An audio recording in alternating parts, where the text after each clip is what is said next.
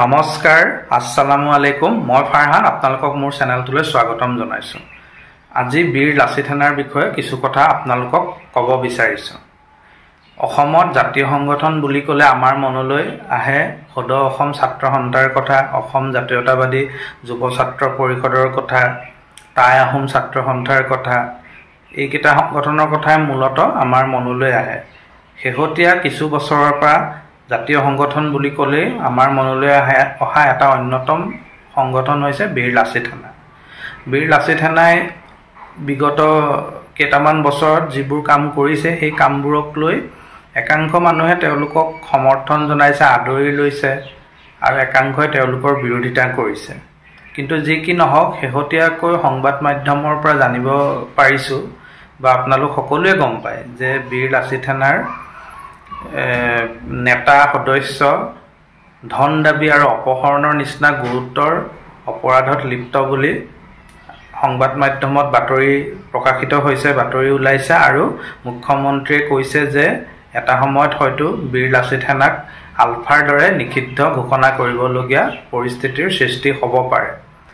ইতিমধ্যে এই বীৰ লাচিত সেনাৰ সমগ্ৰ ৰাজ্যজুৰি 11জন নেতা কৰ্মীক আটক কৰিছে বা গ্ৰেপ্তাৰ কৰিছে আৰক্ষীয়ে। আৰু আজি কেইদিনমানৰ আগতে গুৱাহাটীত সংবাদমেল সম্বোধন কৰি থকা অৱস্থাতে বীৰ লাচিত সেনাৰ মুখ্য সচিব ৰন্টু পানীফুকনক গ্ৰেপ্তাৰ কৰা হৈছে। আৰু এজন জনপ্ৰিয় নেতা বীৰ লাচিত সেনাৰ ছ'চিয়েল মিডিয়াত আপোনালোক সকলোৱে দেখি থাকে, বিকাশ অসমকো আৰক্ষীয়ে বিচাৰি আছে গ্ৰেপ্তাৰ কৰিবলৈ, কিন্তু বৰ্তমান তেওঁ পলাতক অৱস্থাত আছে বুলি আজি বাতৰি কাকতৰ পৰা গম পাইছোঁ। গতিকে এতিয়া কথা হ'ল কি, বীৰ লাচিত সেনাৰ বিৰুদ্ধে যিকেইটা অভিযোগ উঠিছে এই অভিযোগকেইটা কিমান সঁচা কিমান মিছা সেয়া আৰক্ষীৰ তদন্ততহে ওলাব। গতিকে আৰক্ষীয়ে তদন্ত এতিয়া চলাই আছে। যদি এই অভিযোগটো অপহৰণৰ যি অভিযোগ, ধন দাবীৰ যি অভিযোগ, এয়া যদি সঁচা হয় তেন্তে জাতীয় সংগঠনটোৰ বাবে অতি লাজৰ কথা বা জাতিটোৰ বাবে এটা অতি দুৰ্ভাগ্যজনক কথা। কাৰণ জাতীয় সংগঠনৰ বিৰুদ্ধে ৰাইজৰ মাজত আগতেও এটা সাধাৰণভাৱে অপপ্ৰচাৰ প্ৰচাৰ চলিয়ে থাকে বা ৰাইজৰ মনত ধাৰণা থাকে যে জাতীয় সংগঠনে চান্দা তোলে, ধন দাবী কৰে বা দাবী ধমকি দি তেওঁলোকে টকা আহৰণ কৰে। তেনেকুৱা এটা ধাৰণা ৰাইজৰ মনত ইতিমধ্যে গঢ় লৈ উঠিছে। তেনে ক্ষেত্ৰত যদি এই অভিযোগকেইটা লাচিত সেনাৰ ক্ষেত্ৰত সঁচা হয় তেন্তে ৰাইজৰ জাতীয় সংগঠনৰ প্ৰতি আস্থা লাহে লাহে কমি আহিছে আৰু অনাগত দিনত হয়তো একেবাৰে নাইকিয়া হৈ যাব। সেয়ে সংগঠনবিলাকে এই কথাবিলাকত গুৰুত্ব দিব লাগে যাতে তেওঁলোকে কোনো ধৰণৰ এনেকুৱা ধৰণৰ অপকৰ্মত যাতে লিপ্ত নহয়। তেওঁলোকৰ প্ৰতিজন নেতা কৰ্মীয়ে চকু দিব লাগে, সংগঠনৰ শীৰ্ষ নেতাৰ পৰা একেবাৰে সাধাৰণ তৃণমূল পৰ্যায়ৰ কৰ্মীলৈকে এই কথাবিলাকত তেওঁলোকে মন দিব লাগে যাতে সংগঠনটো কোনো কাৰণতে বদনাম নহয়।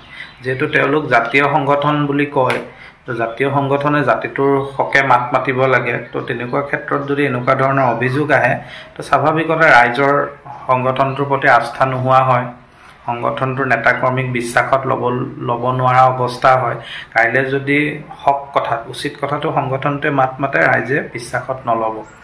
এই কথাবিলাকত লাচিত সেনাই গুৰুত্ব দিব লাগে। আৰু এটা কথা আমি গম পাইছোঁ সংবাদ মাধ্যমৰ পৰা যে বজৰং দলে নলবাৰীত লাচিত সেনাৰ কাৰ্যালয় ভাঙিছে, লণ্ডভণ্ড কৰিছে আৰু আমাৰ যি জাতীয় বীৰ লাচিত বৰফুকন, আমাৰ শৌৰ্য বীৰ্যৰ প্ৰতীক লাচিত বৰফুকনৰ বেনাৰ পোষ্টাৰ তেওঁলোকে ফালি চিৰাচিৰি কৰিছে, যিটো অতি দুৰ্ভাগ্যজনক, অতি গৰিহণাযোগ্য কাম।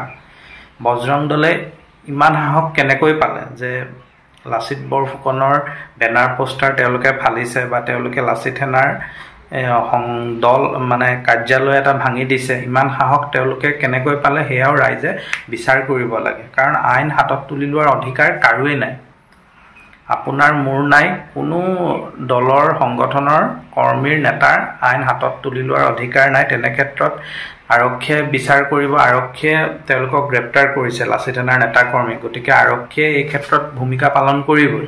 গতিকে নিজে আইনৰ ৰক্ষক হোৱাৰ অধিকাৰ তেওঁলোকক কোনে দিলে? বজৰং দলৰ নেতাকৰ্মীসকলক এই কথা ৰাইজে প্ৰশ্ন সোধাৰ সময় আহি পৰিছে। মুখ্যমন্ত্ৰীয়ে যেনেকৈ লাচিত সেনাক নিষিদ্ধ কৰাৰ কথা কৈছে বা লাচিত সেনাৰ নেতাকৰ্মী গুৰুতৰ অপৰাধত লিপ্ত বুলি সংবাদ মাধ্যমত উল্লেখ কৰিছে এতিয়া যে বজৰং দলৰ বিৰুদ্ধে মুখ্যমন্ত্ৰীয়ে কিবা ব্যৱস্থা ল'ব নে নলয় সেইটো খুব এটা জৰুৰী হৈ পৰিছে ৰাইজে মন কৰিব যে বজৰং দলে যে যি কাণ্ড কৰিলে সেই কাণ্ডৰ বিৰুদ্ধে মুখ্যমন্ত্ৰীৰ স্থিতি কি হ'ব সেয়া লক্ষণীয় হ'ব আজিৰ ভিডিঅ'টো ইমানেই পুনৰ এটা নতুন ভিডিঅ'ৰ সৈতে আপোনালোকক লগ পাম তেতিয়ালৈকে বিদায় লৈছোঁ ধন্যবাদ